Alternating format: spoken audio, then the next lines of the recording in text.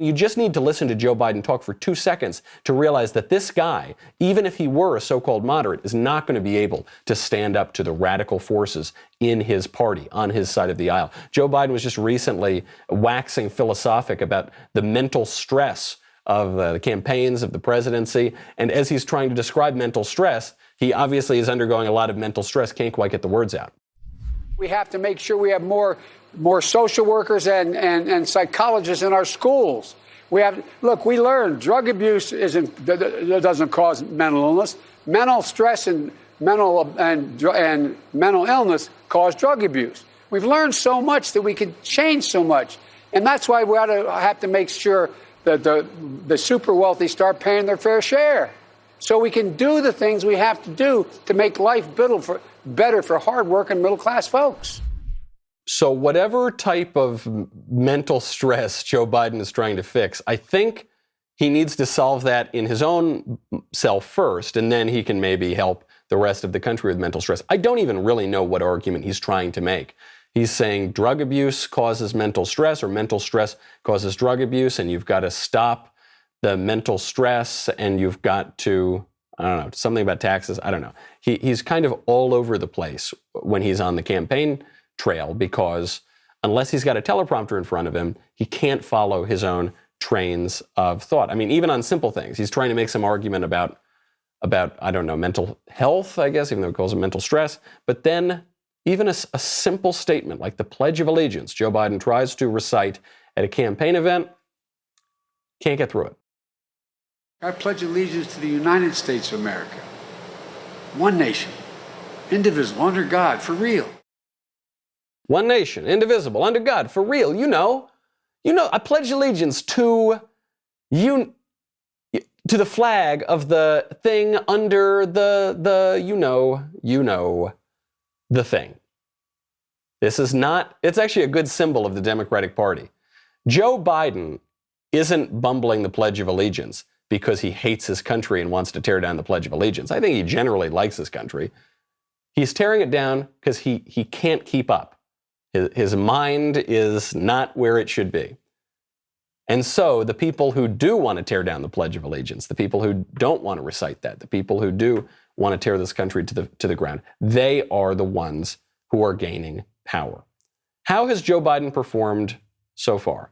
The way he's done relatively well, at least in, say, the Democratic National Convention, is he reads off a teleprompter. We know that. I don't think we're telling any tales out of school. Whenever he is totally on the prompter, almost whenever he's totally on the prompter, he's okay. When he's off the prompter, you can tell that this guy can barely string a sentence together. The trouble is, the presidency is off prompter. The presidency, if you want to lead your presidency, if you want to lead the country, you've got to be the one writing the words. You've got to be the one creating the priorities. And Trump is digging very deeply into that right now. And President Trump is now focusing on something that might be the greatest national recognition of rot at the heart of our country in well over a century. Right? He's the one seeing what's going on. He's the one leading. With Joe Biden, someone else is writing his lines for him in the teleprompter. And sometimes that teleprompter breaks, not just in speeches, not just when he's doing a convention. Apparently, they're even scripting his answers to interviews, and he can't even get through that. There are going to be no deportations in the first 100 days of my campaign. Let me get that right. You are going to freeze deportations? Freeze deportations for the first 100 days. And only people will be deported are people who committed a felony while here. That's number one. I lost that line. Yeah, well, but that's good because we could talk, you and I, on that. Okay. But it's think about where we are today. There were more. Did you see that? So the first thing they do poorly in this interview is Joe Biden makes it clear when he's facing the prompter and when he's facing the questioner, because he's talking to the questioner asks a question, then he turns to his left and he's clearly reading something off of the camera.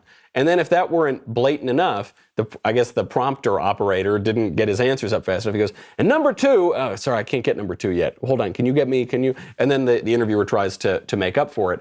And then Biden turns back to the interviewer. So it's clear that there's a place that he's facing when he's reading the answers, and then he turns and he faces the interviewer. And he doesn't know number two because he doesn't know what he's running on, because he doesn't know how his administration is going to be run. because it ain't going to be run by him. There is no moderate left anymore, in effect, in practice. You might have a couple guys writing columns who say they're but in the actual practice of politics and government, there is no moderate left. Even the mainstream leftist voices are radical, including Don Lemon, who used to be a kind of moderate guy on CNN, who used to talk about how, yes, maybe there were some problems in the inner cities. Maybe these Republicans have a point. Maybe Bill O'Reilly has a point. He used to say that on CNN. Now, though, because the whole left has moved so far into the extreme, he's not. Now he's talking about blowing up the system. No matter what happens, everybody sticks We're with going to their have to team. blow up the entire system. And you know what we're going to have to do? No, I don't know about you know what that. we're going to, yes, Yeah. what you have to do? You just got to vote. Honestly, from what your closing argument is, you're going to have to get rid of the Electoral College. Because the people... I don't see it. Because the minority in this country decides who the judges are and they decide who the president is. But you need a constitutional amendment to do that. And if Joe Biden wins, Democrats can stack the courts and they can do that amendment and they can get it passed. Well, you need two-thirds danger. vote in the Congress and 3/4 of the state legislatures. They may be able to do that. Maybe. So Don Lemon, first of all, doesn't understand how laws are passed, or maybe he really understands how laws are passed, because what it sounds like he's saying is, look, they can stack the court and they can do that amendment. But of course, the amendment process does not involve the courts. It doesn't come from the courts. It comes from our lawmakers, and it comes from the states. Can come from the states. But maybe Don Lemon sees something clearly, which is, actually, the courts do make laws, which is why if Joe Biden wins, he's got to stack the courts.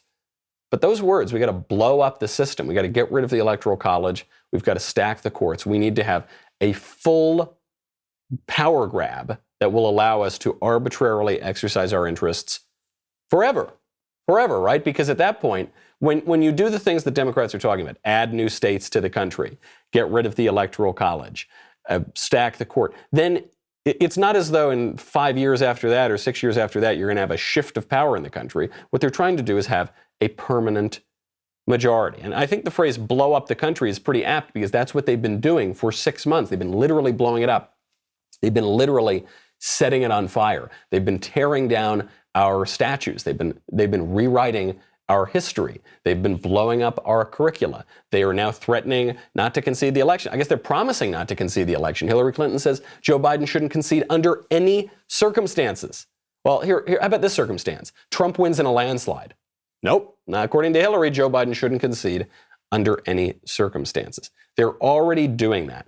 And this didn't just begin with CNN. This didn't just begin with some election or the Biden campaign. This didn't just begin there. It began at an intellectual level. There is an intellectual rot that has permeated the country through the university system, now into corporate America, now even into the administrative government. That rot comes from what is called critical theory. Critical theory, and specifically what is now at issue is critical race theory. What is critical race theory? Trump has gone out against it. He just tweeted out yesterday, quote, "A few weeks ago, I banned efforts to indoctrinate government employees with divisive and harmful sex and race-based ideologies. Today, I've expanded that ban to people and companies that do business with our country, the U.S. military, government contractors, and grantees. Americans should be taught to take pride in our great country. And if you don't, there's nothing in it for you." He's basically saying we are not going to give away our money to people who are seeking to destroy our country. And the term he's using here is critical race theory, though he's referring to sex-based ideologies as well. This is being spun by the mainstream media as President Trump coming out against racial discrimination training. He's saying no critical theory training anymore. And, you know, the mainstream media actually have a point here, because critical race theory might properly be called racial discrimination training. It is training in how to racially discriminate.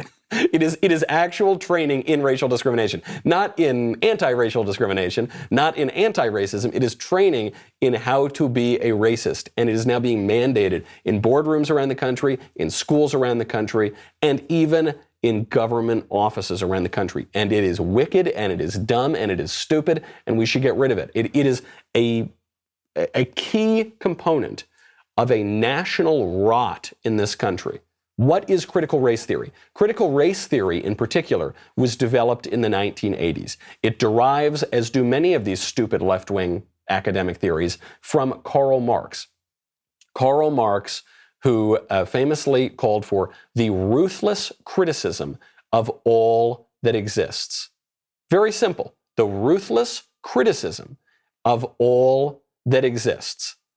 This applies, this criticism, to race specifically. What it means is white people bad, black people good, Western civilization is evil, America's evil, got to burn it all down.